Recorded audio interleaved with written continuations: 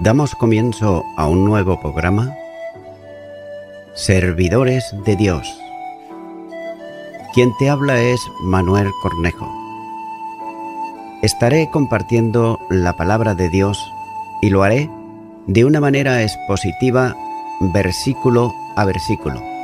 Y en esta ocasión será en el Evangelio de Juan, capítulo 15 y versículo 10, donde dice: Si guardáis mis mandamientos, permaneceréis en mí, así como yo he guardado los mandamientos de mi Padre y permanezco en su amor. La forma de permanecer en la esfera de la relación de amor entre los creyentes y el Señor está en que aquellos guarden sus mandamientos. Y ha vinculado estos dos aspectos en la enseñanza anterior, como por ejemplo en Juan capítulo 14, versículo 15, versículo 21, versículo 23 y versículo 24.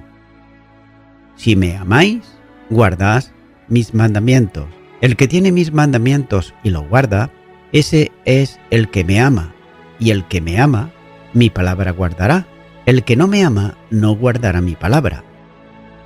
Nadie puede decir que permanecer en el amor de Cristo y desobedecer a lo que Él ha establecido, ya que la evangelización del mundo que lleva aparejada el discipulado de los nuevos convertidos consiste en enseñarle que guarden todas las cosas que os he mandado, como dice Mateo capítulo 28 y versículo 20.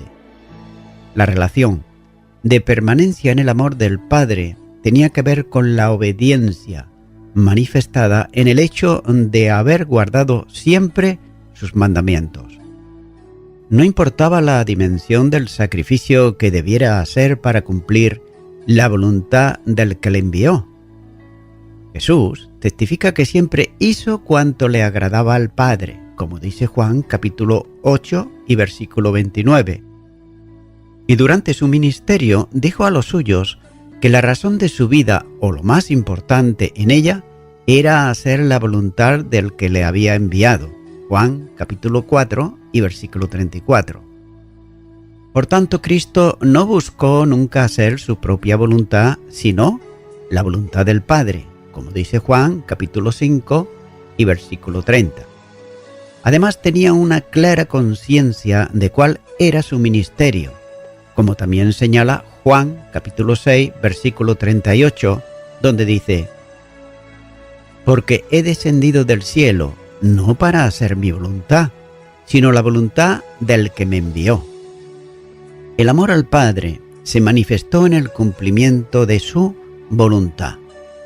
Esto supondría llegar a situaciones extremas que nunca mente humana podrá comprender, como por ejemplo fue en Filipenses capítulo 2 y versículo 8, donde dice: hacerse obediente hasta la muerte y muerte de cruz.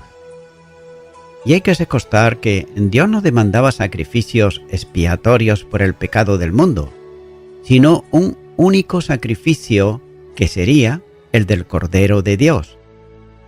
El Señor entregó su voluntad y lo hizo voluntariamente, en arras de la obediencia al que le había enviado. Por tanto, Jesús fue a la muerte, como dice Hebreos capítulo 12 y versículo 2, menospreciando el oprobio.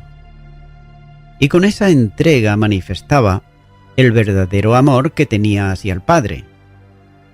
La obra de redención no fue un deseo divino, sino una eterna determinación en la que se incluía la entrega de la vida del Redentor, como señala la primera carta de Pedro capítulo 1 y los versículos 18 al 20, donde dice: sabiendo que fuisteis rescatados de vuestra vana manera de vivir, la cual recibisteis de vuestros padres, no con cosas corruptibles como oro o plata, sino con la sangre preciosa de Cristo, como de un cordero sin mancha y sin contaminación, ya determinado desde antes de la fundación del mundo, pero manifestado en los postreros tiempos por amor de vosotros.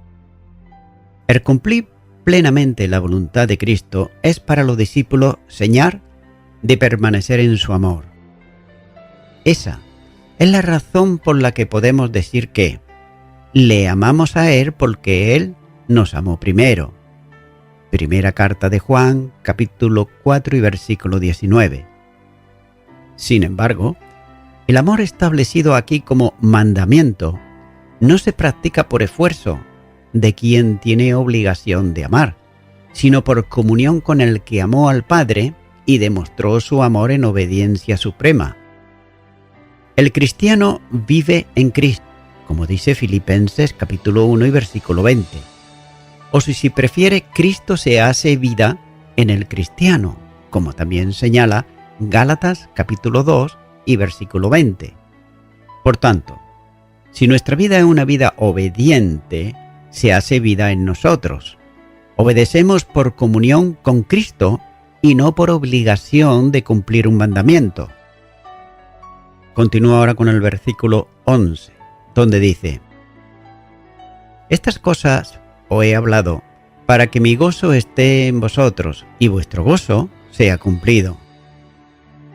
Nótese que el Señor desea que no solo su palabra esté en ellos, sino también su gozo, ya que el gozo de Jesús, lo mismo que su paz, es una experiencia de la persona que solo puede hacerse realidad en la vida de los creyentes en la medida en que permanezcan en Él. Las palabras que le habló, especialmente aquella noche, tenían el propósito de alentarles y además de hacer que la turbación en sus corazones, como dice Juan capítulo 14 versículo 1, y la tristeza de la próxima separación no hiciera mella en ellos. Es por eso que el Señor le habló de la esperanza del encuentro, de la grandeza del amor, de la comunión con ellos, de su encuentro luego de la resurrección, del envío del Espíritu Santo. Y todas estas cosas servirían para que el gozo de ellos se manifestase con el gozo que le llenaba también a él. Pero en el entorno inmediato, la alegría, el gozo de Jesús consistía en saberse amado del Padre. Esta misma podía ser también la experiencia de ellos en relación con Jesús. El gozo de Cristo les prometía no es como el del mundo, lo mismo que la paz de Jesús, como dice Juan capítulo 14 y versículo 27. Todas estas bendiciones que el Señor promete a los suyos son parte del fruto del Espíritu, como así señala Gálatas capítulo 5 versículo 22 y 23, donde dice: mas el fruto del Espíritu es amor, gozo, paz, paciencia, benignidad, bondad, fe, mansedumbre, templanza. Contra tales cosas no hay ley. Pero sin embargo, debe notarse que el Espíritu comunica al creyente el amor de Cristo, el gozo de Cristo y la paz de Cristo. No es asunto de comunicación de una bendición que nace del Espíritu, sino que tomará de lo mío, dice Jesús. Por otro lado, todo don perfecto que procede del Padre y todo poder manifestado por el Espíritu no son dables a los hombres, sin pensar primeramente por el único mediador entre Dios y los hombres, que es naturalmente Jesucristo, hombre. El gozo no se da en una determinada dimensión, sino que se otorga en plenitud, para que vuestro gozo sea cumplido. El verbo que usa Juan expresa la idea de plenitud, de algo que llena y satisface en una amplia gama de aceptación como llenar, cumplir, llevar a la perfección, etc. Nunca Dios da poco, sino que cuando otorga una bendición, lo hace en plenitud. y más adelante volverá a este mismo tema. El único gozo que satisface verdaderamente al ser humano es el de Cristo. De ahí que el apóstol Pablo invite a los creyentes a gozarse en el Señor siempre. Filipenses capítulo 4 y versículo 4. No puede haber gozo en la vida cristiana sin comunión con Cristo y obediencia a sus mandamientos. No puede buscarse una manifestación subjetiva de gozo sin la realidad del gozo de Jesús en la vida cristiana. Ningún conflicto externo debiera privarnos del gozo, porque la dificultad está fuera, pero el gozo está dentro. La dificultad es transitoria, pero el gozo permanece porque es producido por Dios en nosotros. Continúo ahora con el versículo 12, donde dice: Este es mi mandamiento, que os améis unos a otros, como yo os he amado. El Señor instruyó a los suyos a permanecer en Él, y permanecer además en su amor. La evidencia de esa comunión en el amor es, nótese, la obediencia a los mandamientos que establece, por ejemplo, en Juan capítulo 14, versículo 15, versículo 21 y versículo 23. Por eso, vuelve a recordarles cuál es su mandamiento. Y a diferencia de la ley que establecía muchos mandamientos y además ordenanzas, el de Jesús es uno solo, el amor mutuo, pero que cumpla toda la ley, como dice Gálatas 5:14. Porque toda la ley en esta sola palabra se cumple: amarás a tu prójimo como a ti mismo. El amor que Cristo pide es un amor perpetuo. El mandamiento de Jesús es que los discípulos se amen unos a otros como Él les había amado. Nótese que la deuda del amor mutuo es algo definitivo, por tanto, impagable, porque siempre se estará debiendo amor a los demás como Cristo establece. El que ama a darse a otros permanentemente está reconociendo una deuda a la que solo puede responder mediante la entrega personal. Y en ese sentido, la deuda del amor es impagable, porque el amor nunca deja de ser, como dice la primera carta a los Corintios capítulo 13 y versículo 8. Especialmente orientado hacia los hermanos en Cristo, la deuda del amor no concluye jamás. Como ya se ha dicho, el amor a los hermanos es evidencia también del nuevo nacimiento en Cristo Jesús. Primera carta de Juan, capítulo 3 y versículo 14, dice: Nosotros sabemos que hemos pasado de muerte a vida, en que amamos a los hermanos. El que no ama a su hermano permanece en muerte. El amar al hermano es amar a otro, o lo que es lo mismo, dejar de amar al yo, para volcarse hacia el tú del otro. El discípulo es todo aquel que tiene la misma fe y sigue al único maestro y además no es yo mismo. Nótese que Jesús aquí le está dando el parámetro del amor, cuando dice, como os amé. Esto comprende, entre otras cosas, amar desinteresadamente, en la medida en que ninguno busque su propio bien, sino el del otro, como dice la primera carta a los Corintios, capítulo 10 y versículo 24. Jesús no tuvo en cuenta sus externos derechos como Dios, sino que se despojó a Él mismo para venir a la tierra a buscar a quienes no teníamos derecho alguno de ser buscados por Él. El bien de Jesús era el bien del pecador alcanzado por la gracia.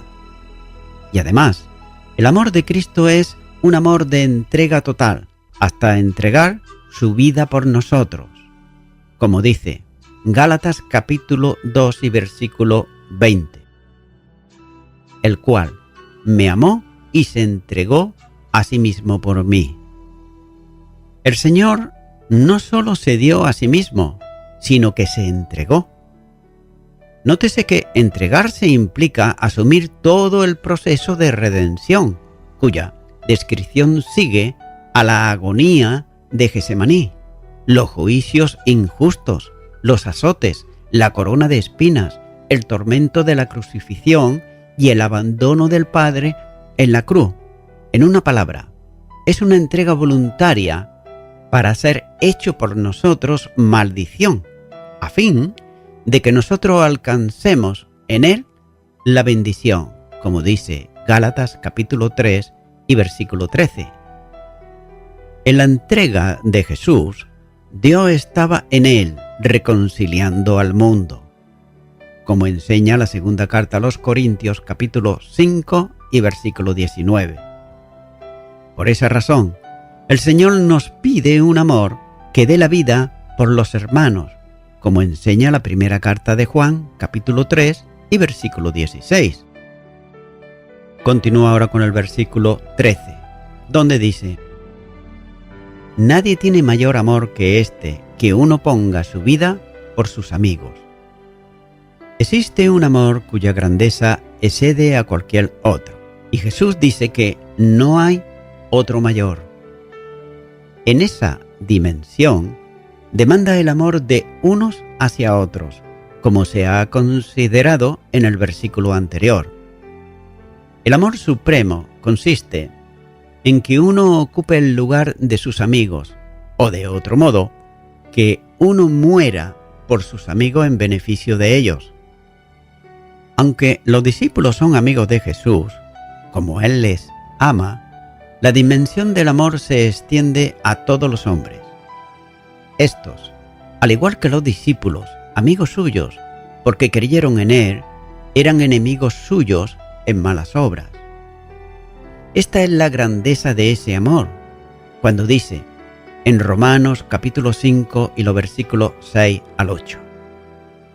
Porque Cristo, cuando aún éramos débiles, a su tiempo murió por los impíos. Ciertamente, apenas morirá alguno por un justo, con todo, pudiera ser que alguno osara morir por el bueno, mas Dios muestra su amor para con nosotros en que siendo aún pecadores, Cristo murió por nosotros. El amor de Dios, o el que procede de Dios, tiene un aspecto contradictorio en el afecto que produce, ya que Él ama a los pecadores que son sus enemigos en malas obras. Y este aspecto lo hace definitivamente contrario al amor del hombre. Los destinatarios del amor de Cristo, aquellos a quienes llama en ese momento amigos, son como todos los hombres impíos.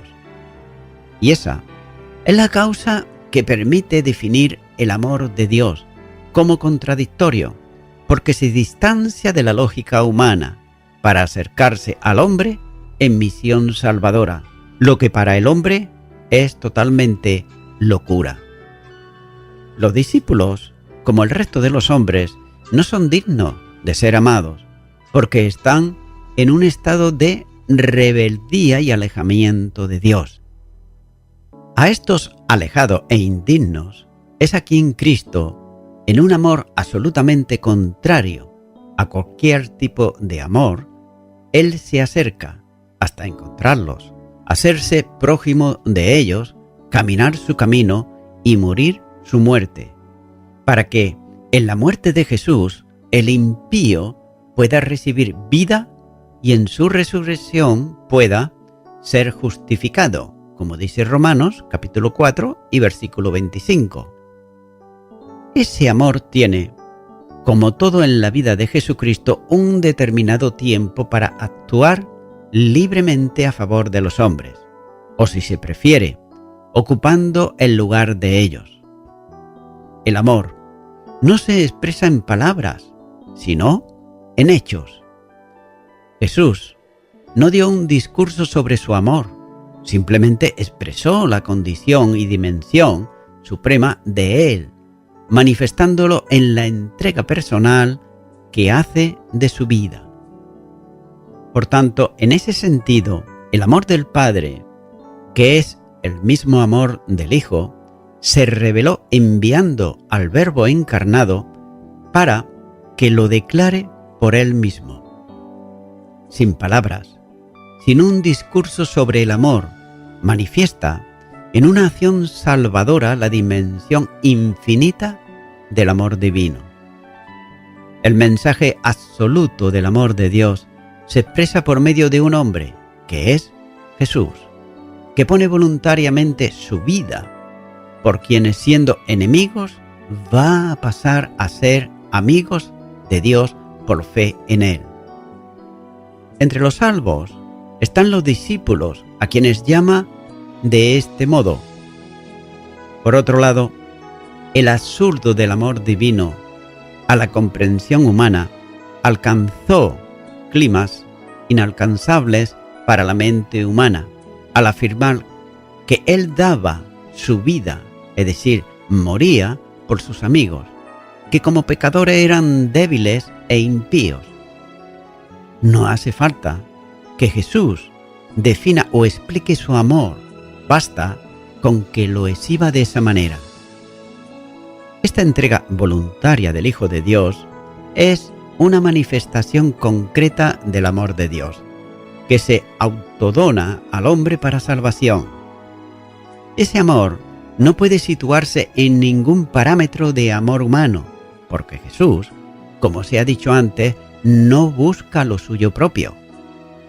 Además, ese amor de Cristo está siempre presente en la mente y el corazón del salvo, condicionando su modo de vida, por lo cual dice el apóstol Juan en otro de sus escritos, en Primera de Juan, capítulo 4 y versículo 10.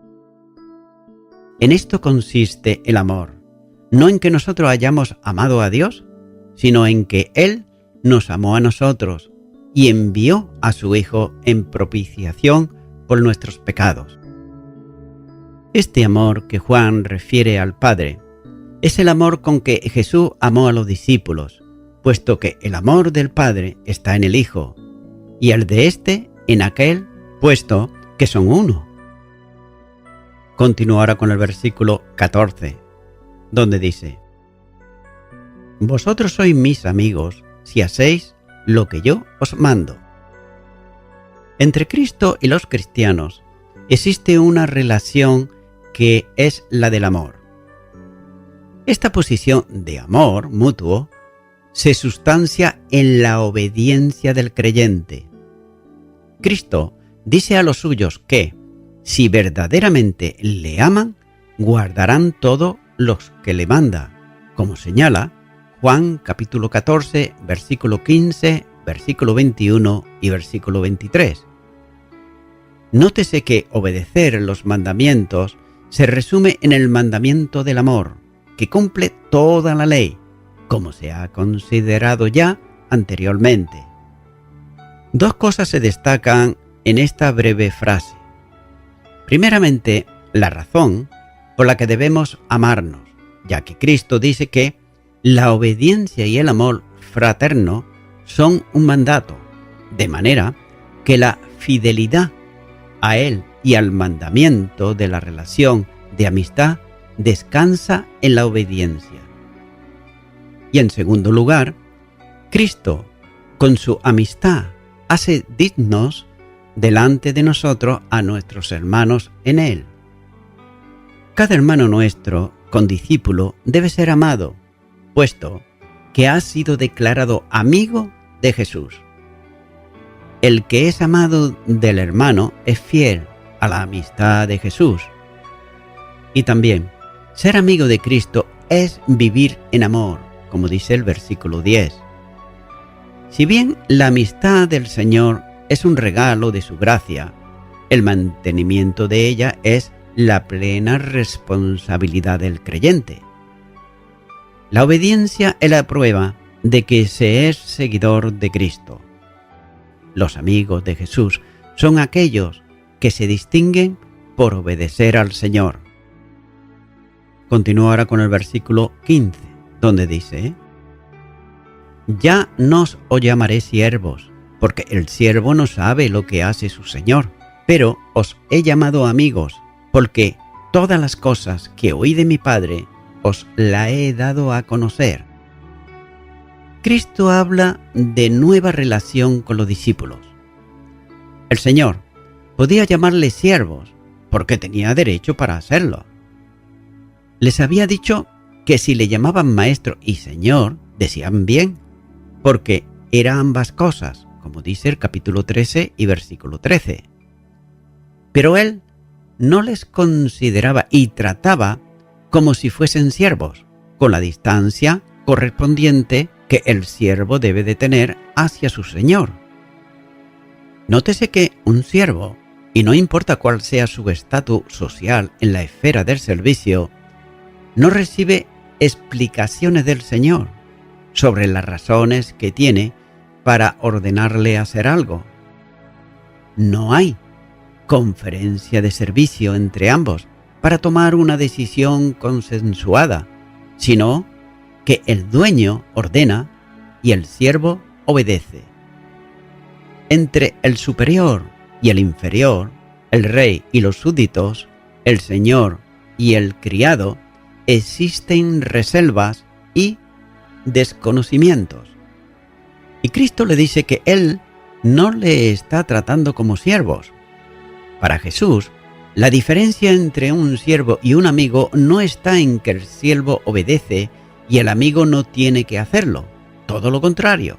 Como Él obedece al Padre, así los hombres le deben obediencia a Él. La gran diferencia es que el siervo recibe el mandamiento y lo ejecuta sin conocer la razón, pero el amigo conoce todas las cosas. Antes les había dicho que eran sus amigos y ahora confirma esa relación de amistad. Entre amigos no hay secretos, sino confidencias mutuas. Para los discípulos no hay secretos ni distancias con lo que el Señor conoce. Jesús les comunicó no algunas cosas que había oído del Padre, sino todo el contenido que podía ser revelado al hombre. El mensaje de Cristo se define en el Evangelio como lo que había oído de su Padre, como así señala Juan capítulo 8, versículo 26 y versículo 40. Pero a los discípulos les reveló además el nombre de su Padre, Juan capítulo 17 y versículo 26. Pero todavía más, el siervo tiene que hacer trabajo muchas veces arduo.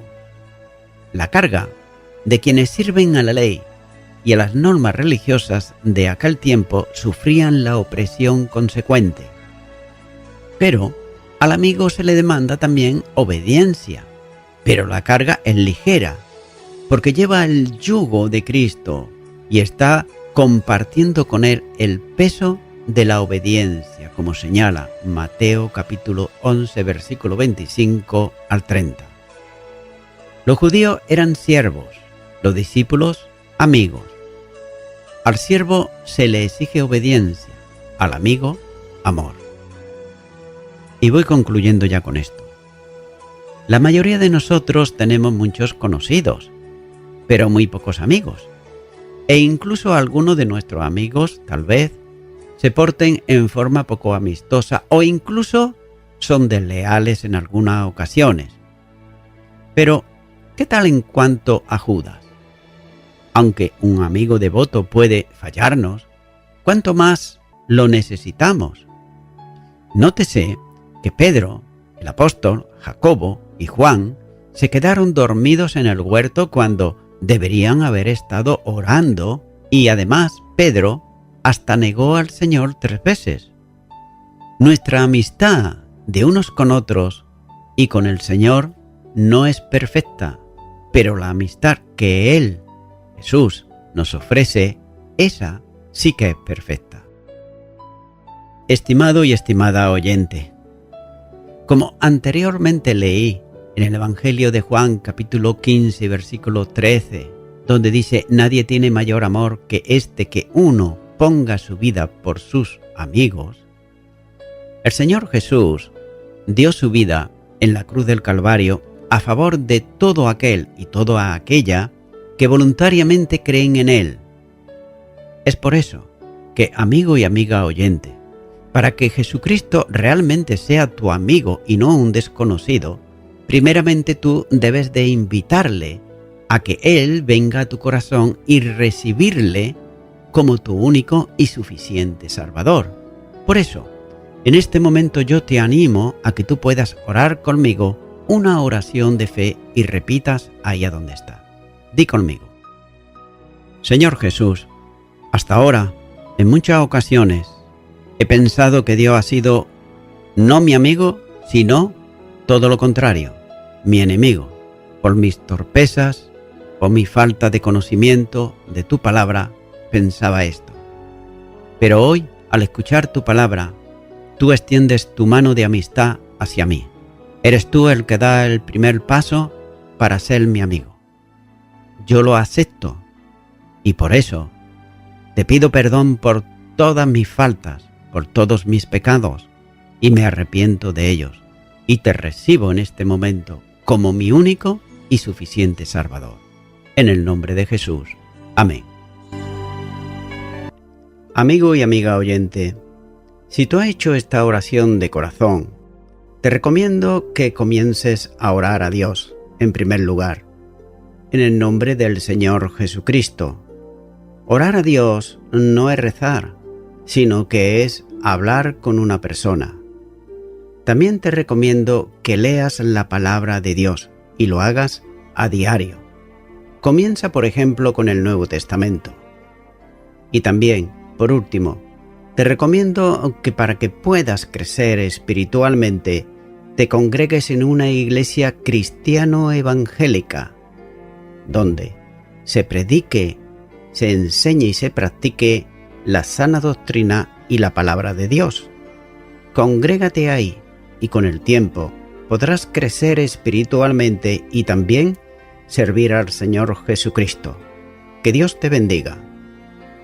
Y a toda la audiencia, nuevamente ya me estoy despidiendo de todos ustedes y será hasta el próximo programa. Que Dios os bendiga a todos.